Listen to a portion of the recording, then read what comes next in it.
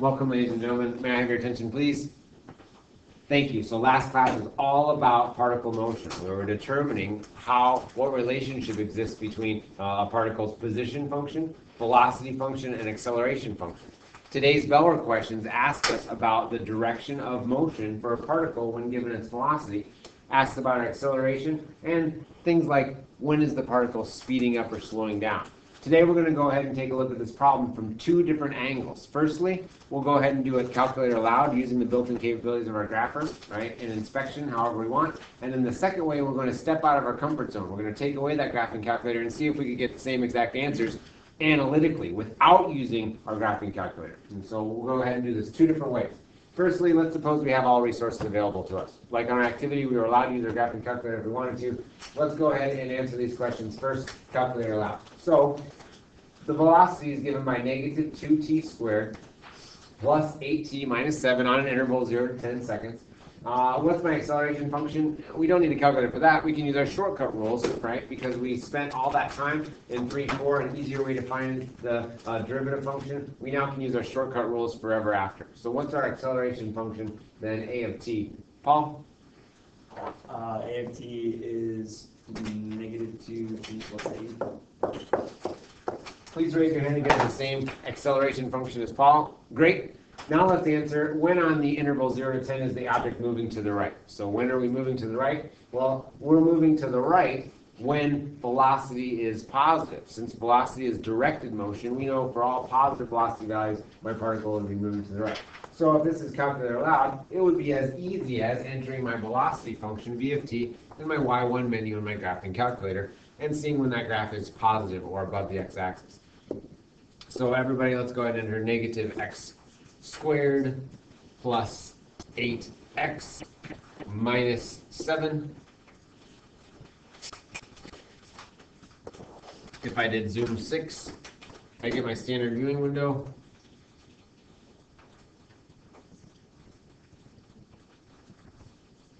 In this case, my time t is in seconds, 0 to 10, and so I could really restrict my window if I wanted, maybe negative 1 to 11.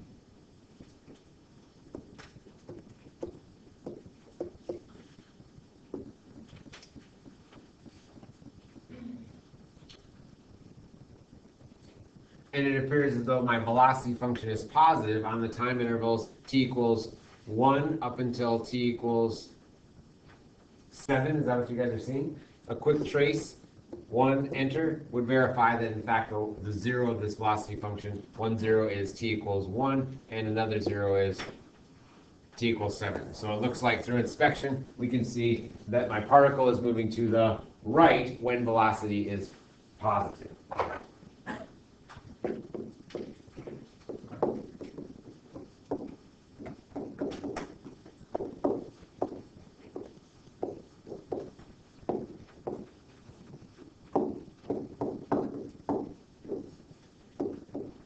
For us, that would be on the time interval 1 until 7. The particle is moving to the left then when velocity is negative. So for us, my velocity is negative on the time interval 0 to 1, and then from 7 until 10.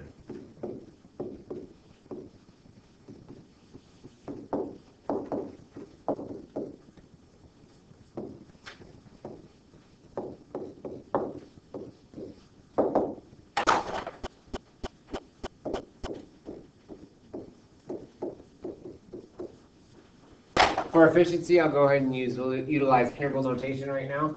And notice how I'm using parentheses. Parentheses like strictly for my 1 and my 7 values. Remember, if my velocity equals 0, such as the case at t equals 1 and t equals 7, can it be moving to the right? Can it be moving to the left? No. When my velocity is 0, my particle isn't moving at all. And so we're not going to include 1 or 7 on my intervals of moving to the right or moving to the left, and I'll show that with parentheses in my interval notation. That's like a strictly for inequality notation. Does that make sense? Awesome. So calculator aloud B is, number 2 rather, is easy. We'll simply see when is my velocity positive, then my particle is moving to the right. When my velocity is negative or graphically below the x-axis, that's when my particle is moving to the left. Awesome. When on 0 to 10 is the object speeding up versus slowing down? How do I know? Well, Paul told us our acceleration function. We were given our original velocity function. And so what did we get out of last activity? Well, we saw at the end of last activity, we could determine easily whether or not a particle was speeding up or slowing down. In order for a particle to be speeding up, right, what has to be true about its velocity and its acceleration? Allie?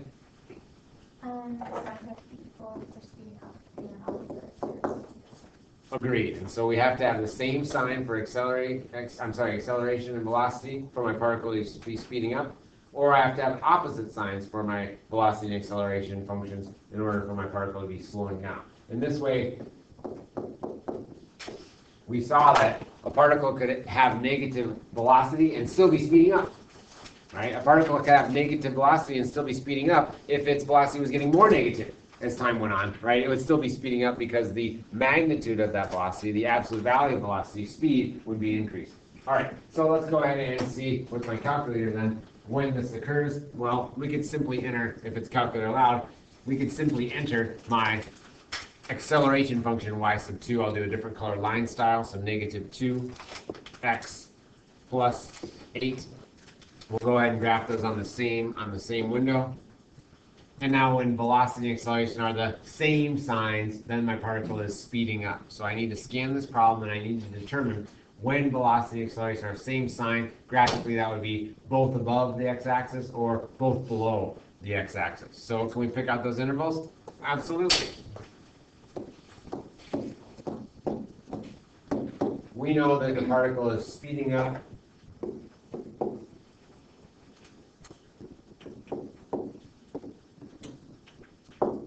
when B of t and A of t have the same sign.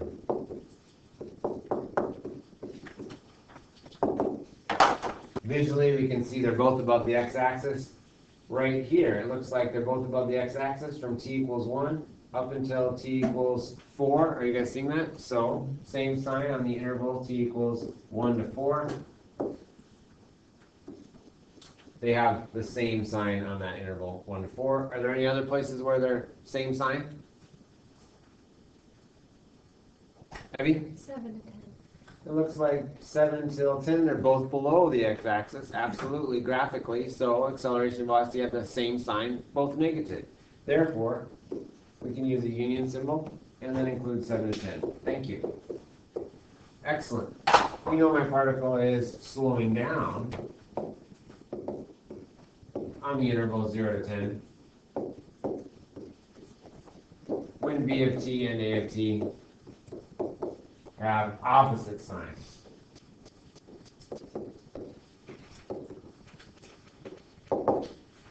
We can see this through inspection as well. They have opposite signs when graphically velocity and acceleration are on opposite sides of the x-axis. And so it looks like I have positive acceleration here combined with negative velocity here. So that first time interval would be what to what? 0 to 1. They also have opposite signs when my velocity is above but my acceleration is below. So it looks like on the time interval from 4 up until 7, is that right? 4 until 7?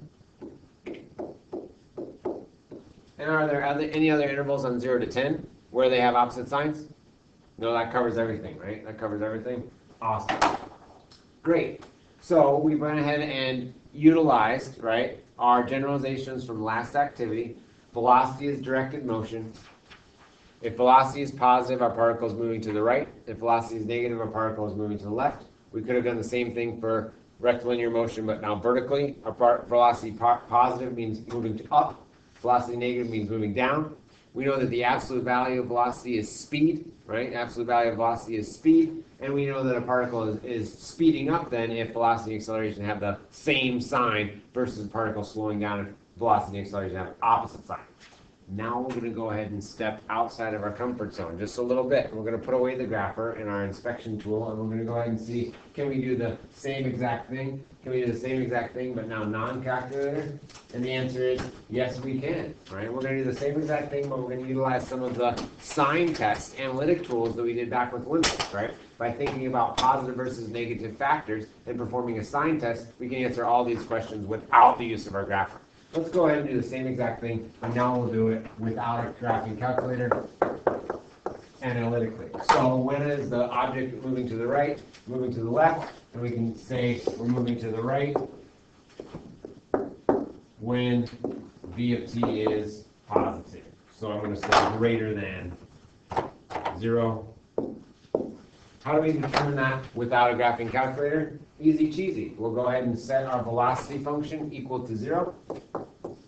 Determine those values when my velocity equals 0, and then perform a sign test on the subintervals when velocity doesn't equal to 0 to quickly determine whether or not velocity is positive or negative on those intervals. What? Well, let's go ahead and set my velocity v of t. Let's set that equal to 0 and solve. So if I set velocity v of t equal to 0 and solve, I would get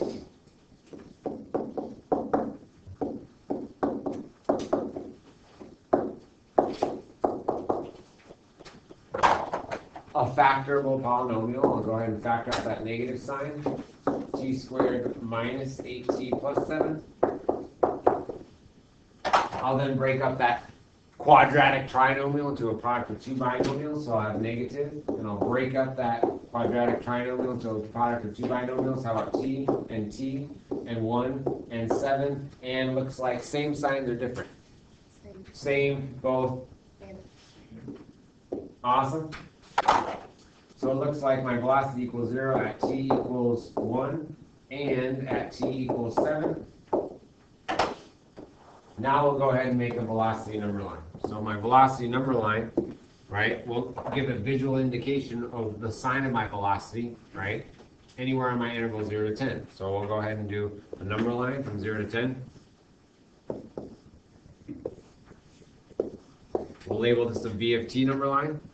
And on my number line, I'm going to put my critical values. Those values where my velocity was 0. When did that happen? Well, it happened at t equals 1, and it happened at t equals 7. Next, we'll perform a sign test by arbitrarily choosing an x value, or in this case a time value, on each of those subintervals and evaluating my velocity function. If I were to choose a convenient time value in between 0 and 1, I'll choose 1/2. If I were to put 1/2 into my factored velocity equation to determine its sign, I would get negative times 1/2 minus 1 is negative, so negative times negative times negative. Overall, 3 negatives multiplied together produces what kind of result? A negative result. Guess what? Velocity is negative on that time interval 0 to 1. Choose a convenient x value from 1 to 7, like 3. Plug into fully factored form. 3 in for t, negative times positive times negative. 2 negatives multiplied together. Positive. Velocity is positive on the time interval t equals 1 to 7 seconds. Convenient time value in between 7 and 10. How about 8? Negative times 8 minus 1 is positive, times 8 minus 7 is positive, so negative times positive overall is negative. I can now look at my v of t number line, my velocity number line, and visually see exactly when my particle is moving to the right, because when velocity is positive, my particle is moving to the right. So for this,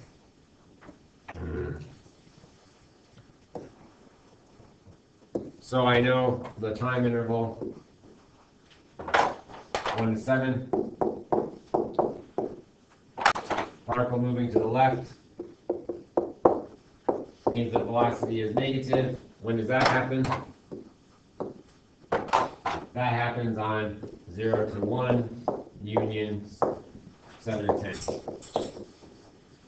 No calculator, didn't use the emulator once, right? All the same information hiding right there. So the sign test is powerful, and it rears its head again, not in the context of limits with our infinite, right, discontinuities and our vertical asymptotes, determining whether we were shooting off towards positive versus negative infinity. Now it's just showing up in a velocity number line, so that I can determine quickly and easily without the use of a calculator when my velocity is positive versus negative to determine direction of motion. Can we do the same thing for speeding up versus slowing down? Yes, but now we need a of t and compare it. So we've got our a of t, that's given by negative 2t plus 8. We'll go ahead and set that equal to 0 to determine my potential, right, zeros of acceleration, and then do my sign test for an a of t graph, and now I can compare my v of t and a of t number lines together. So let's go ahead and do it. Negative 2t plus 8 equals 0. Negative 2t equals negative 8. T equals 4. Let's go ahead and make an acceleration number line. 0, 10. On that, I'll put my critical value, 4. I'll pick a convenient x value to the left of 4, like 2. I'll plug that into my acceleration function. Negative 2 times 2 is negative 4 plus 8 is positive. So acceleration is positive on the subinterval 0 to 4. And pick a convenient x value over here, like 8. Negative 2 times 8 is negative 16 plus 8 is negative. It looks like acceleration is negative on the time interval 4 to 10. This is no good unless I label this a of t. How come? Because I'm just about to make my v of t one here as well. And my v of t includes the critical values 1 and 7. And my v of t had negative, positive, negative, negative, positive, negative. All right, let's go ahead and look at our chart. When are velocity and acceleration the same sign? Well, we need both positive, both negative. So no opposite. Yep, same. So same on the time interval 1 to 4, right? And then opposite again, and then same, both negative on 7 to 10. So particles speeding up.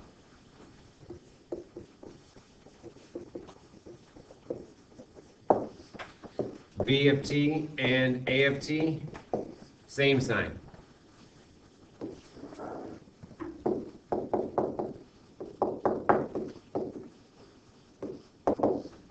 For us, that is 1 to 4, union, 7 to 10, and slowing down.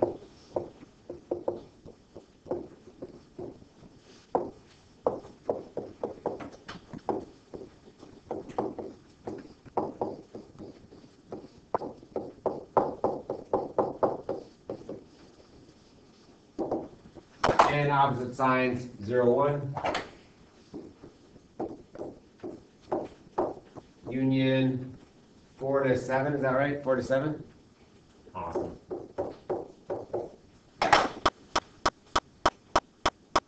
So calculator allowed versus non-calculator. Again, the AP exam balances non-calculator exercises with calculator allowed exercises. We need to be able to handle, right, these kinds of questions, whether we're allowed to use for a graphing calculator or not.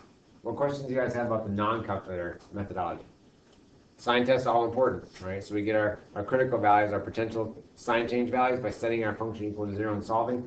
Then go ahead and make a sign chart on the number line in order to analyze the behavior of my particle. That's super powerful.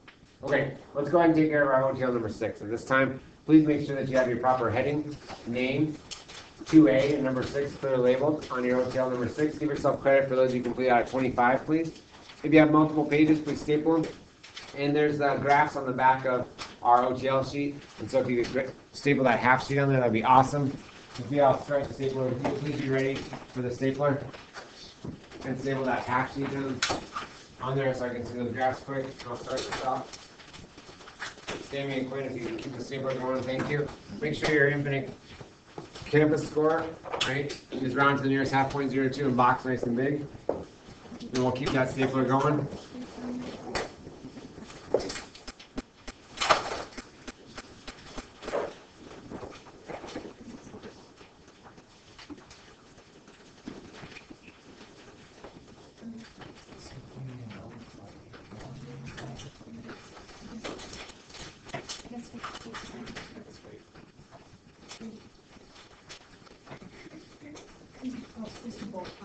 Awesome, thank you, Sophia.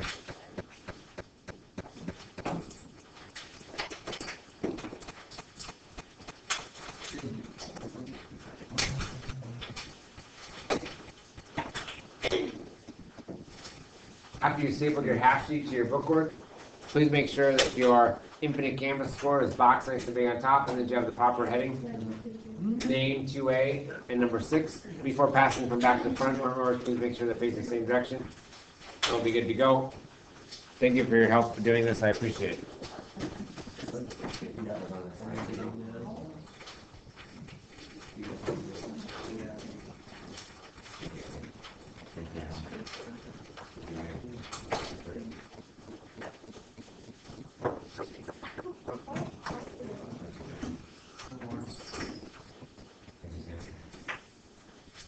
Everybody good with number 6? If you did it, number 6.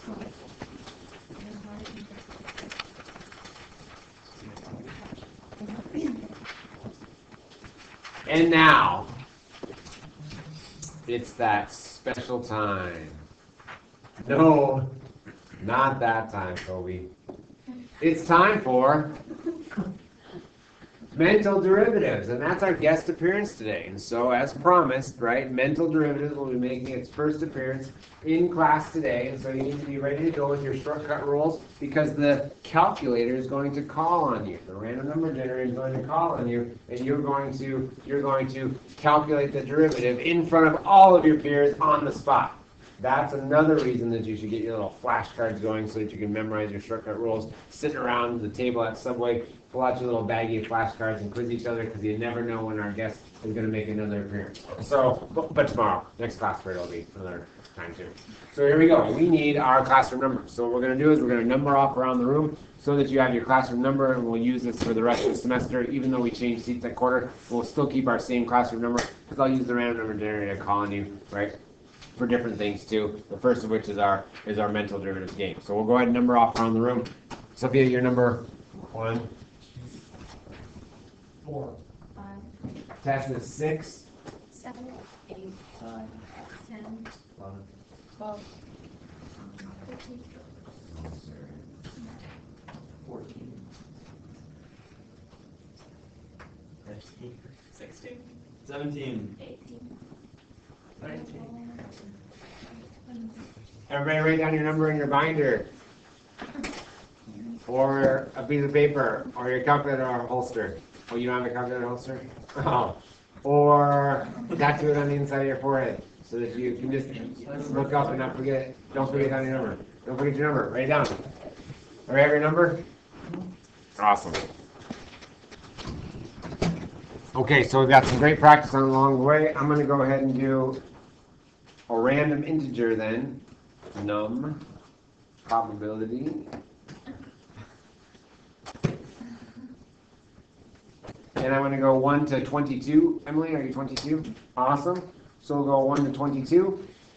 And we're going to go ahead and practice our derivative shortcut rules. And so we're all about using our shortcut rules now to differentiate the given expression. Everybody thinks of it, so they're ready to go. And then I'll use the calculator to call on your classroom number. And if you're selected, you'll go ahead and say loud and clear the derivative to the expression. Okay, the derivative. So this notation just means the derivative with respect to x of x to the 70th. Everybody get ready. Ready? Here we go. Number 7. Number 7. Let's see. 70x to the 69. 70x to the 69th, Survey says. You are correct. Good job. Okay, everybody see how the game works? Nice job. Nice job. Yes, very nice. Very nice. Plus 10. Good. Keep track. And next. Derivative with respect to x of x to the 2012. Get ready. Number 4. Number 4.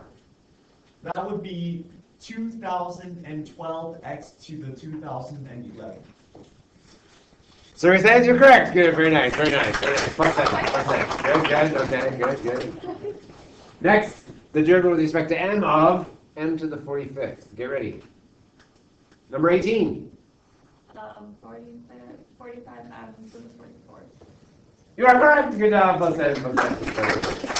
Now, derivative of pi to the 52nd power.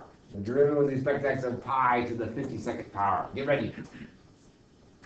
Number 15. Number 15. 0. What? You're correct. Plus 10. Very nice.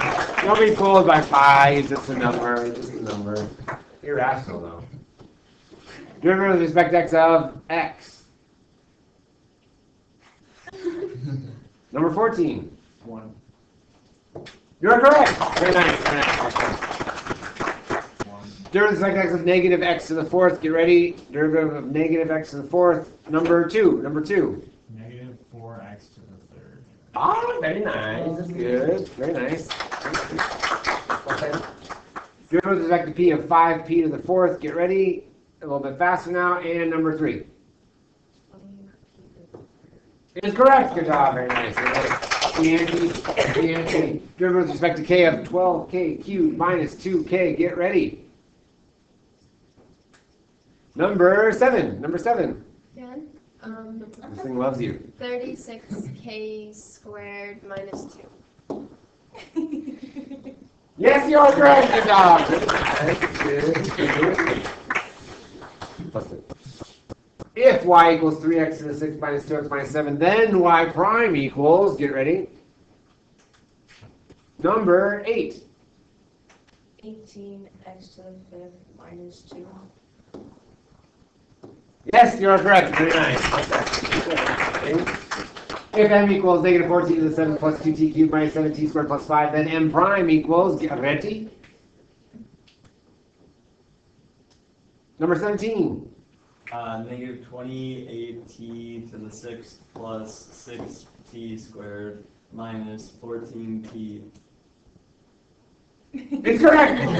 Very nice, very nice. Good to do. Very nice. Okay. And if r equals 5t cubed minus 14t squared minus 14, then dr dt equals number 1. 15t squared minus 28t. Excellent work. Excellent work. You got it. Okay. Hooray! You guys are awesome. And it won't make the sound when I have the USB for the microphone in during recording, but if I took it out, then we could hear it, but I don't want to mess up the recording. Ladies and gentlemen, way to go. So, be on the lookout for our guest who could make an appearance any day now, right? Any day now for the rest of the year. We'll always have our mental derivatives, and we'll always have our shortcut rules, okay? So make sure that you're comfortable with your rules. Today, we're going to add a couple more. So, first, let's go ahead and do some interpreting with our derivatives. We're going to balance derivative interpretations in context with calculating derivatives, right? Using our shortcut rules. I don't want to lose sight of the fact that our derivatives mean something, right, in a real-world context. And so let's go ahead and do some interpreting together, and then we'll go ahead and develop 2 more rules for use in today's class group. So I want you to suppose that the quantity Q of soccer jerseys that a particular manufacturer sells depends on their price P in dollars. That is, Q equals F of P. With your partner, I'd ask that you interpret F of 80 equals 1,500. So write down what F of 80 equals 1,500 means in context of the problem, complete with units. Okay, so write down what F of 80 equals 1,500 means, complete with units in the context of the problem.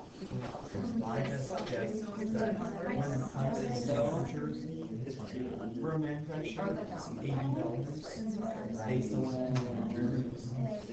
This doesn't sound right. I know you work. Get to that number.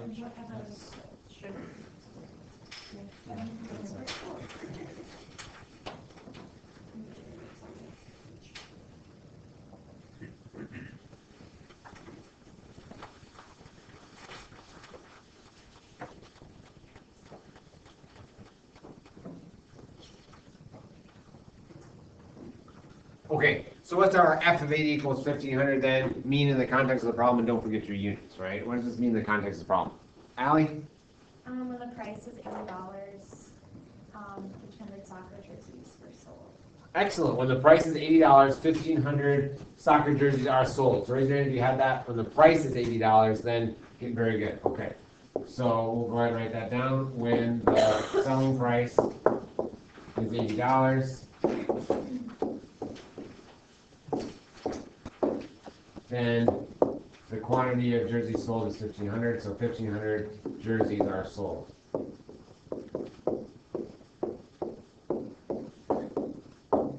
Awesome, thank you. Well, that's different than interpreting f prime of 80 equals negative 50. And so, with your partner right now, let's go ahead and suppose then the first derivative of f, right, the first derivative of f evaluated at 80 equals negative 50, and let's go ahead and interpret that in context complete with units. And so let's go ahead and decide with your partner what that means. Okay, very different than f of 80 equals 1,500. This is f prime of 80 equals negative 50. Go ahead and decide with your partner what that represents in the context of the problem. Again, you want to say?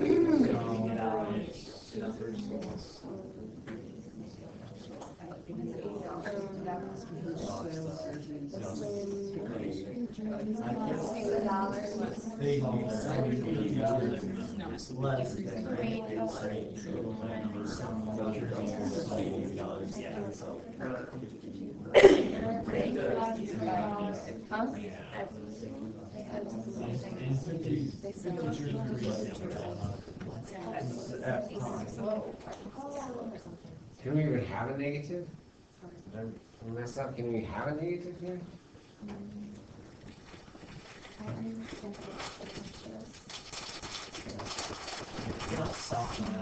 Since I didn't hear it, I know it's like supply versus demand. Inverse, I mean inverse. Inverse function between quantity and demand. Okay, let's go ahead and share some of your interpretations, please. So go ahead and share with the class then your interpretation for f prime of 80 equals negative 50, and thanks for including your units. Sammy? As price increases past $80, the quantity sold is decreasing by 50 jerseys per dollar. Oh, excellent work with the rate of change units. So did everybody hear Sammy? When the price increases, right? When the price increases for $1, right? For $1 past 80, then the quantity of jerseys sold is decreasing at a rate of 50 jerseys per dollar, right? So how can we write that down? So let's see. When the selling price is $80,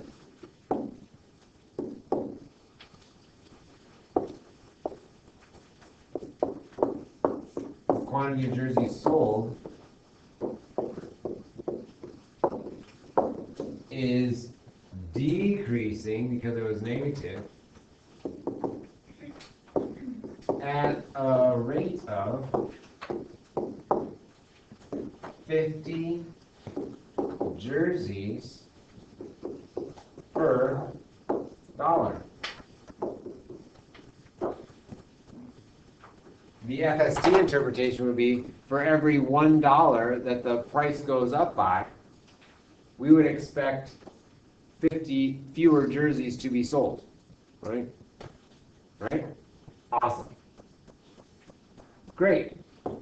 Let's go ahead then and suppose that jerseys are currently priced at $80. What effect do you suppose lowering the price of each jersey would have on the quantity sold? So with your partner, go ahead and decide what effect would lowering the price of each jersey have on the quantity sold. Do you think? Be ready to share with the class, along with a reason or explanation.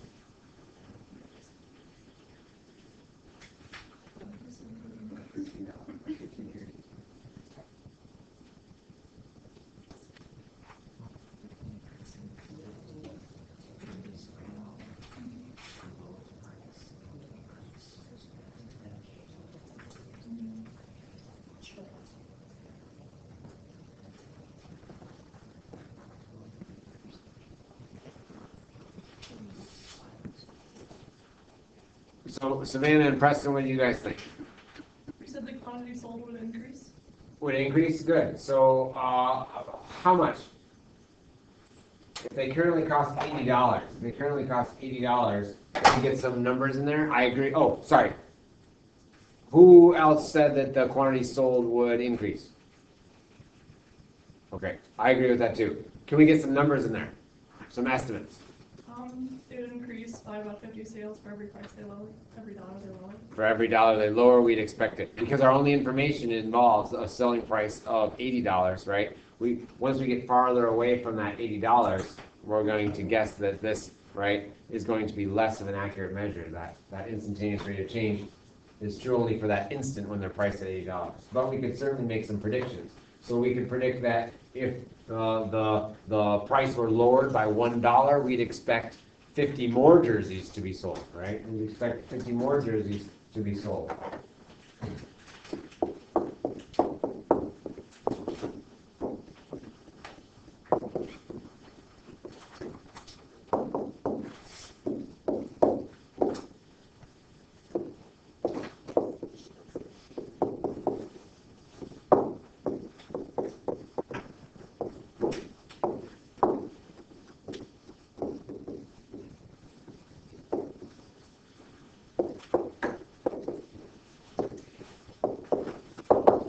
That is f of 79, right? F of 79 would be given by about, right, by about f of 80, right, f of 80, and then what do? Do we subtract off, right, subtract off my f prime of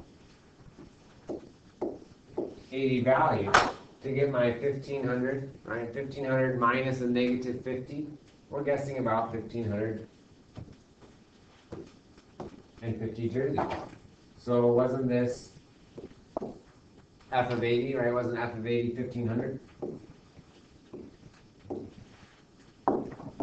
And then because we're going backwards, we'll subtract instead of adding on our derivative value, add x equals 80 or p equals 80. And that was what? Negative 50. So if we have to make a guess, we could say about, right? About 1550. And what would the label on that be? Jerseys. Does that mean that f of 79, when the selling price is $79, does that mean 1550 are sold?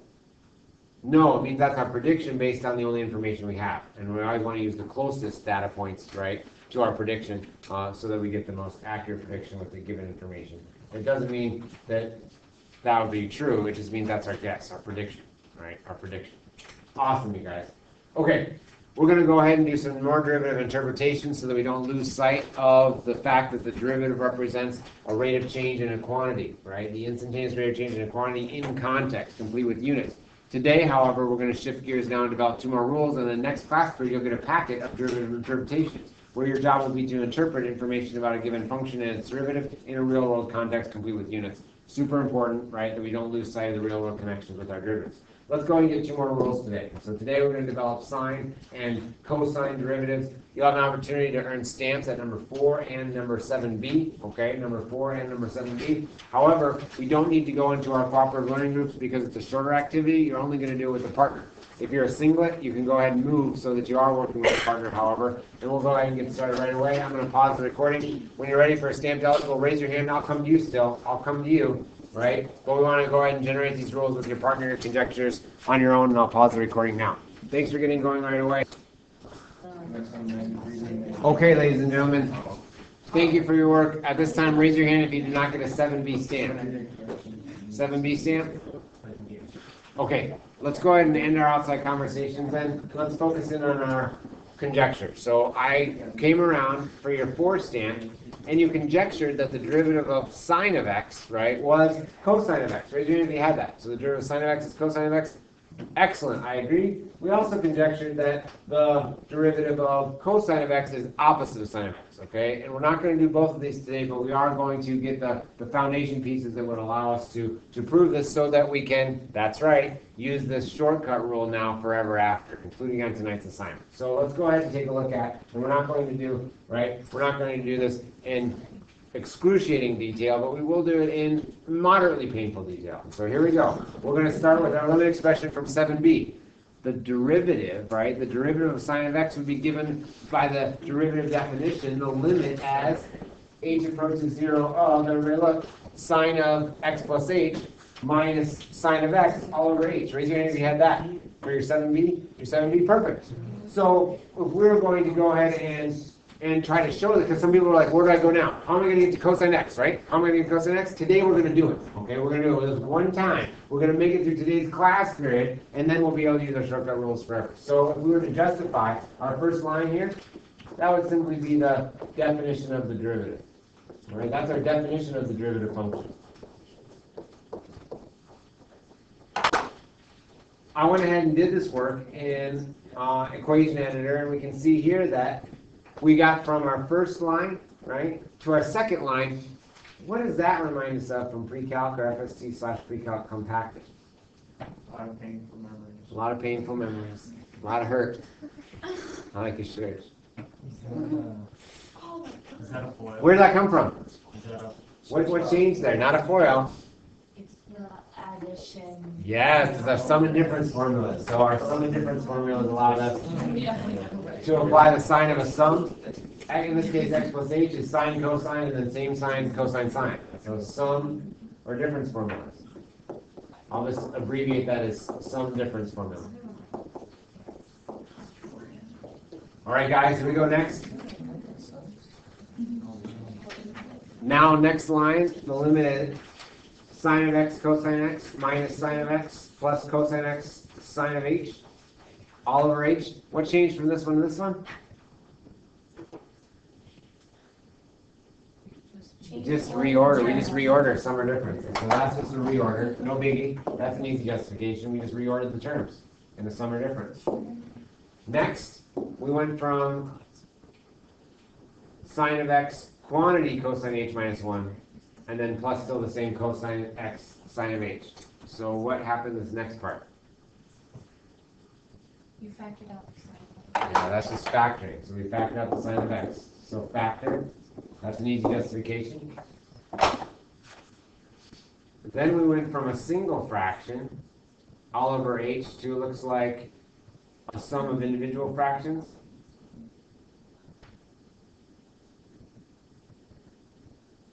So we just did what? We split up the fraction. That's right. The definition of adding fractions. So we'll just say split up fraction. Split up fraction. Cool, cool. And then we had a limit of that overall quantity, and then we broke it up, and suddenly now there's two limits. This is, right, this was our page 42, our limit theorems that were so important, but whose sum total was so we could evaluate limits. So we'll go ahead and just supply this as limit of a sum.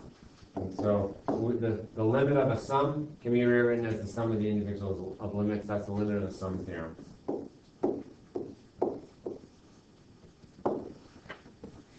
All right, how are we doing? Well, we're doing pretty well, not too bad. Now we've got limit of that plus limit of that. What changed? Did anything change? Well, we took that top factor sine of x and put it out front, and we took the top factor cosine of x and put it out front. So that's just multiplying fractions, right? That's just how we multiply fractions. So we could just say multiplication of fractions, multiply.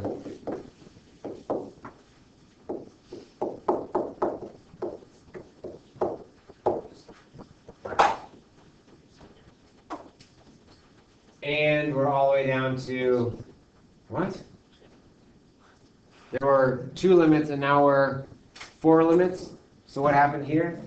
Notice how it's the last line for our discussion.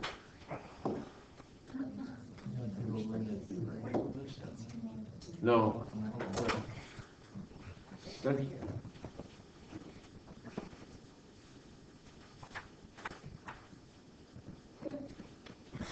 Sorry.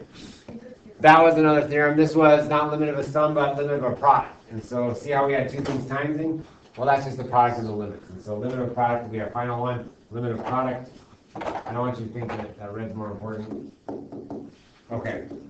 All of this is so we can get down to this last line. And this is where the key of our proof is now going to come in.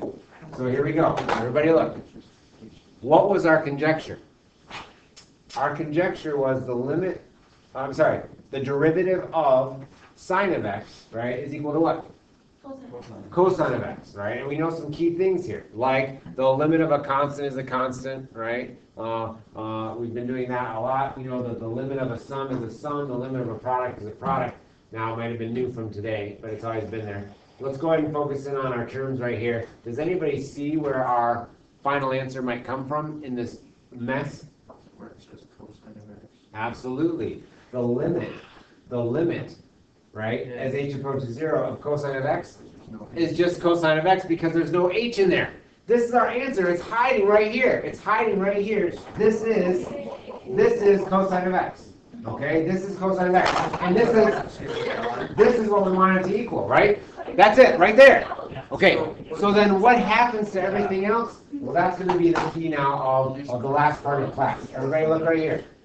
We need, That one has no h. right? We need, this one has no h in it too. And so this must equal what? The limit is h approaches 0, sine of x must be what? Sine Sine of x. Okay? So if the derivative of sine of x is going to equal cosine of x, what do we need this term to equal? 0. Yes, we need this to equal 0. And what do we need this term to equal?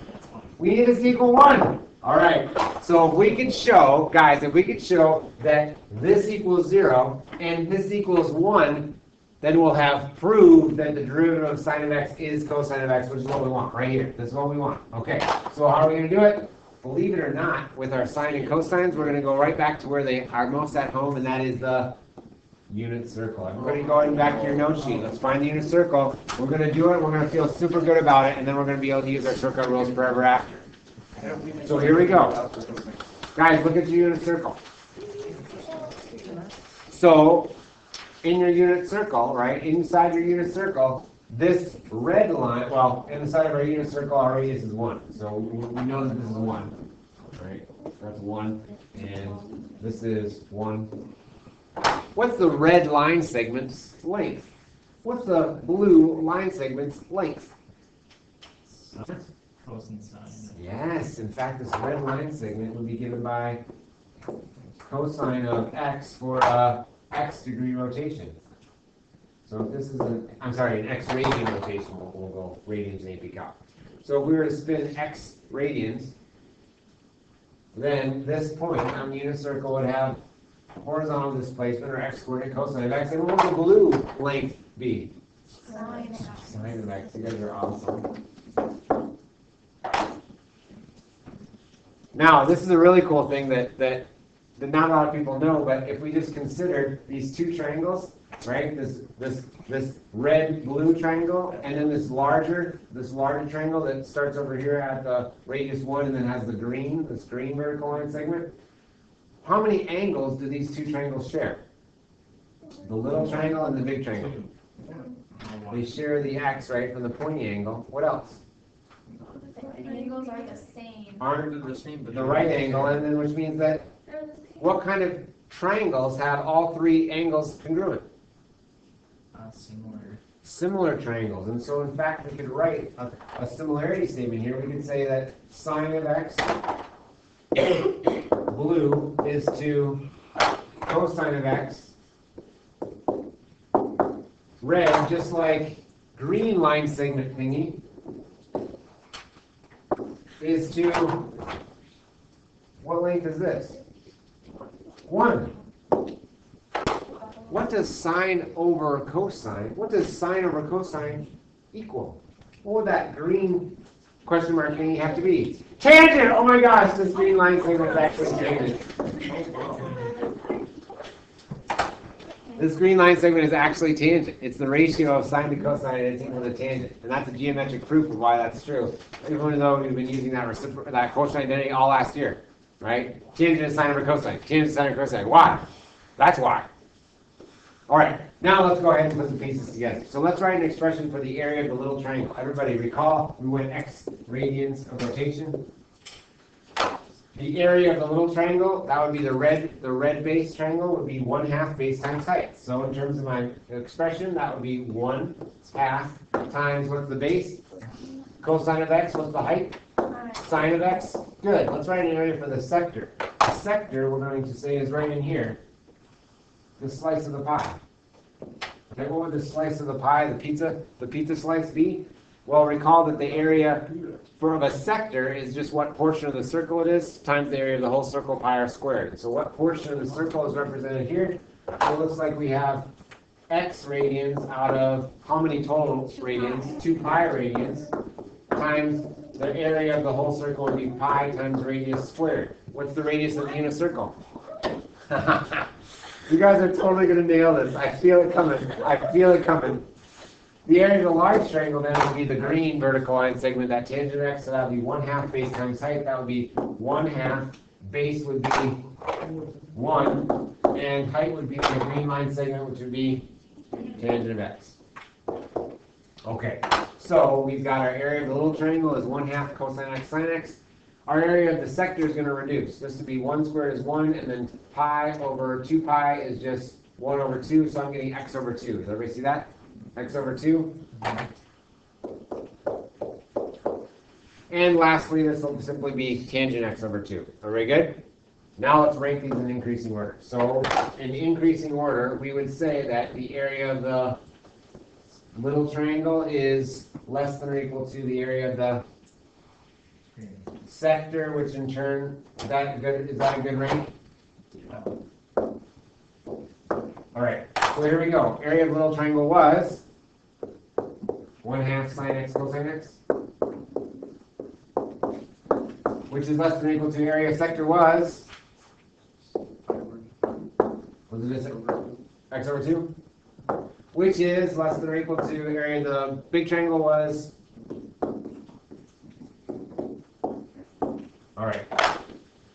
Now let's go ahead and see how this is going to help us with. All right, how's this going to help us with these two things we need to be 1 and 0? So we're going to generate this one right now. Watch this. Here we go. Well, let's manipulate this by getting rid of the 2's everywhere. So we'll multiply everything by 2. Without bothering me, right? So we get sine x cosine x is less than or equal to x is less than or equal to tangent x. Yes? Yeah. Okay, ready? We want to make it, we need this right here, this sine of h over h, so we'll do sine of x over x. So what we're going to do is divide everything by sine of x. We're going to divide everything by sine of x so that we get this x over sine x, which will turn into sine x over x in just a minute. So divide everything by sine of x. On the left, I get sine over sine is 1. I get cosine of x is less than or equal to x over sine of x. And recall, in my aside, the tangent is just sine over cosine, right? Divided by sine of x. And it's a sin to write sine without an angle input, just like it's travesty to write cosine without an angle input, but it doesn't rhyme with sin very nicely. All right? So on my aside, what was tangent divided by sine going to reduce to? On the bottom. So 1 over cosine of x. Everybody see that? So if we divide this out, we get 1 over cosine of x. We're closer. 1 over cosine of x. Okay?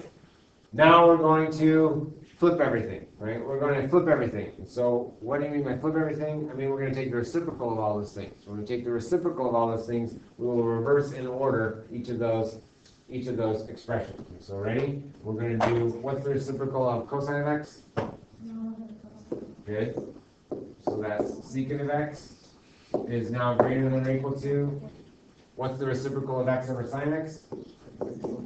Sine of x over x is now greater than or equal to the reciprocal of, well, cosine of x. I'm 1 over cosine of x is cosine of x. So we flipped everything. Why did we flip it?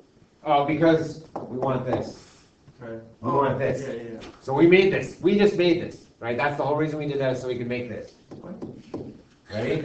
We just made this. There it is. Yeah. Okay, here it is. Instead of H. Okay. Okay, x instead of h. Oh yeah. Okay, ready? Now we're going to go ahead and reorder one last time, just so I'm set up for the squeeze theorem. So I'm going to put cosine of x. So I have bad math manners unless I do less than. Keep this in the middle. Sine of x all over x. Less than or equal to secant of x. Okay. Now what we're going to do is graphically, right? We're going to graphically inspect y1, call it cosine of x. y2, call it sine of x over x. And y3, call it secant of x on our grapher. Everybody, to the grapher. We're going to clear out and get a nice window.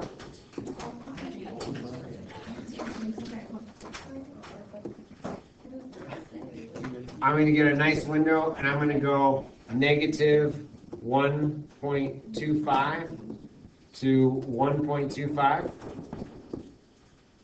And I'm going to go negative 0.25 to 2. And if you have different values, that's fine. I just want a nice little window, right? A nice little window. So I'm going to go negative 1.25 to 1.25.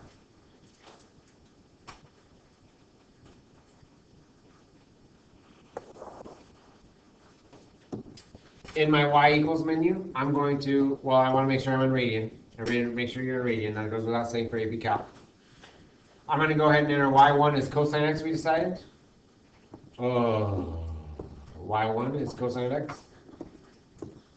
Yeah, you're recognizing squeeze theorem. That's what I'm talking about, baby. My middle function y sub 2 is given by sine of x closed input over x. My y sub 3 is the secant of x. How can I enter secant of x on my calculator? 1 divided by cosine. Good job. 1 over cosine of x closed. No, that's different. That's different. Yep, inverse cosine is different. All right. All right, so we've got that. And now we've got our graph. So here comes my cosine of x. Everybody look, here comes my cosine of x.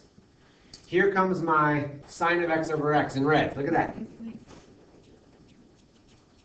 Here comes our secant of x.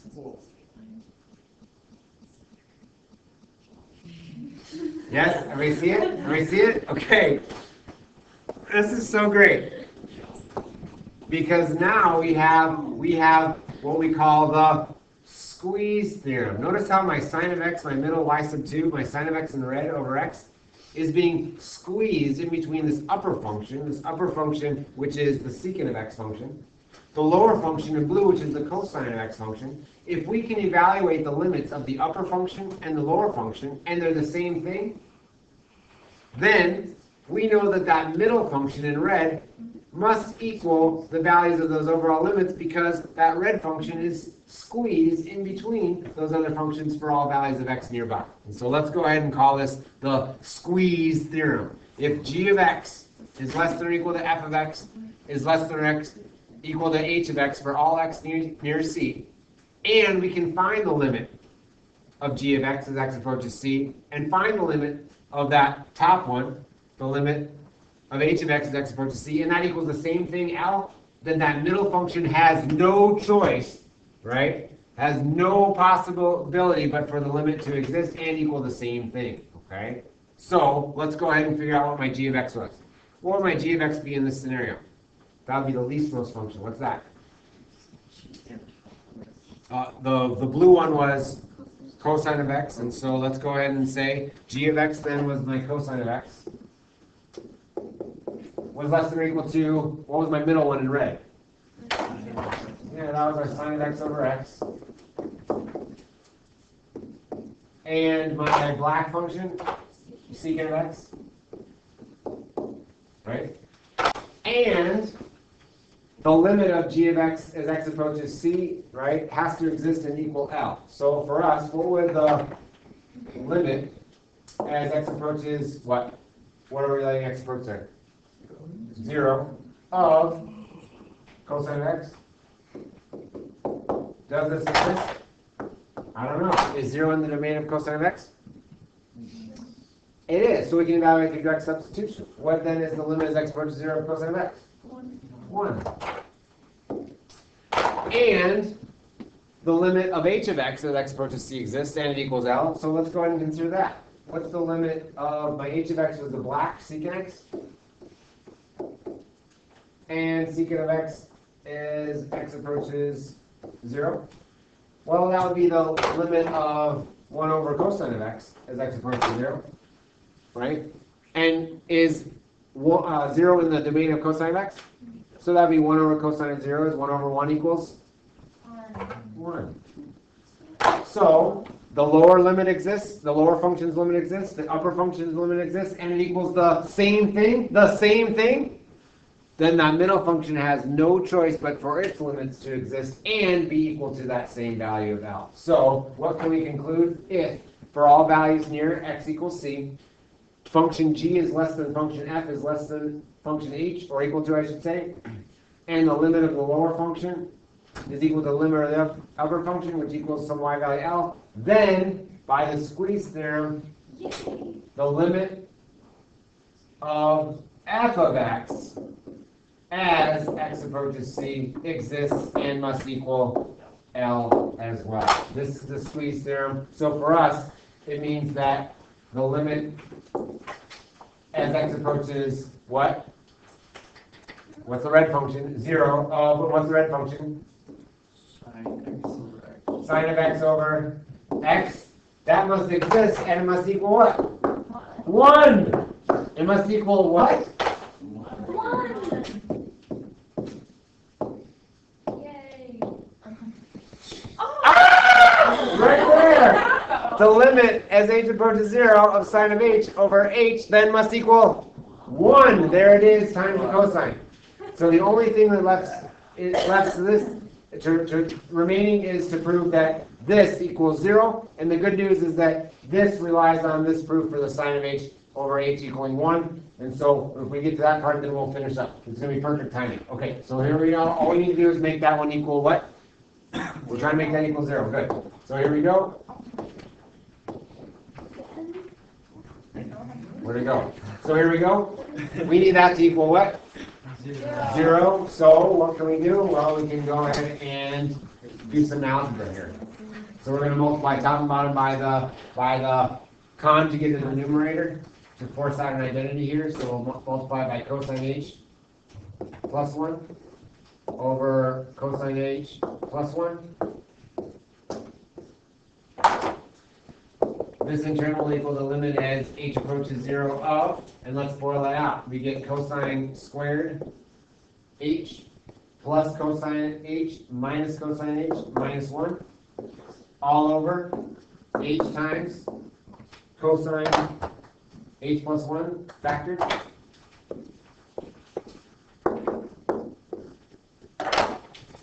Now we can apply our trig identity. And our trig identity is cosine squared h minus 1 is equal to what? Almost. Negative sine squared h. Good. Over h times cosine of h plus 1. Which in turn equals the limit as h approaches 0 of, and let's split up this sine squared h into sine h sine h.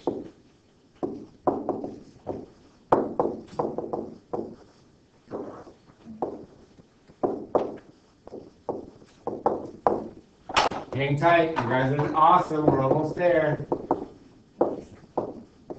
So we're going to go ahead and group it. We're going to group this negative sine h over h times sine of h over cosine of h plus 1. You see the sine h's? I split them apart. You guys see it? Yes. Almost there. Almost there. It's going to feel so good when we're done. Look at this.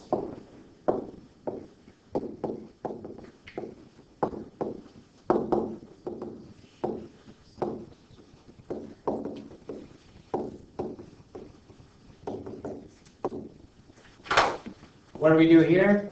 The limit became two limits. What? How come? Because it was a product. And we invoked the limit of a product theorem from our limit theorems on page 42, right from the very beginning. And we can almost stop here because, look, we just found out the limit as h approaches 0 of sine of h over h equals what? 1. 1. So this negative, right, times 1 is going to be negative 1. And over here is 0 in the domain of this expression. Yes, because cosine of 0 is 1, plus 1 is 2, doesn't make a 0 in the bottom fraction. And 0 is in the domain of sine of h. Sine of 0 is 0, which means that this expression equals what?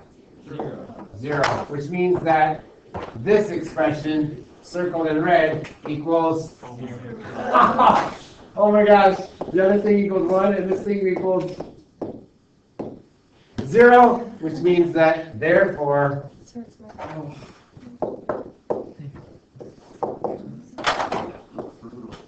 comma, as desired. Are you going to have to prove this on a test? No, we won't. But by grappling with the notion of proof and justification and logic and reasoning. Look at all the different things we got to pull in today, from your foundations with the unit circle and trigonometry to geometry with similar triangles, right? To justifications, right? Whether we're in math class or not, all that together so that from now on, when we say what's the derivative of sine of x and the guest appearance comes next class, you can say cosine of x. And we can do the same thing for our other one. And again, the squeeze theorem will enable that. And so we could do the same thing if we wanted to do our other conjecture. We won't. Instead, what we'll do is we'll try these. So here we go. Find y prime if y equals. So find y prime if y equals. Now let's apply our rule.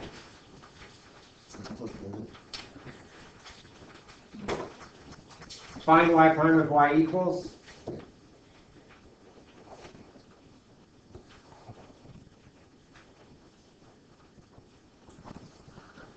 Okay, so we can go term by term now.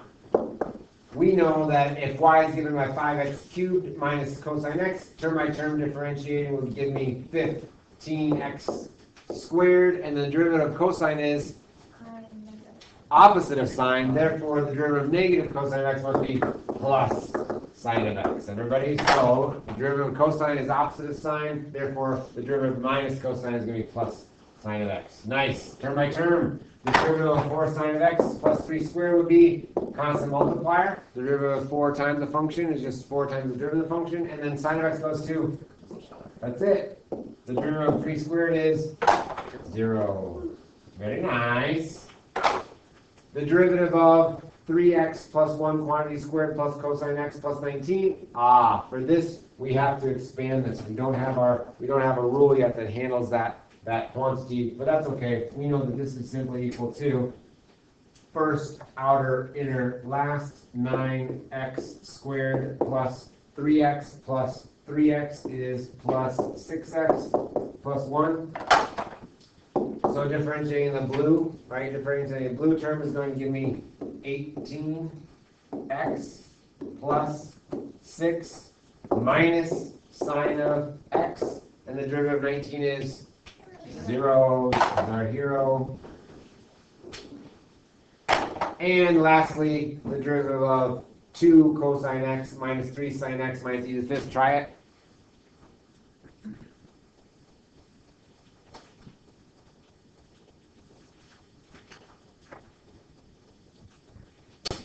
And what brave soul is willing to share your answer with the whole class? Brave souls out there, Savannah? Negative 2 sine of x, and then minus 3 cosine of x.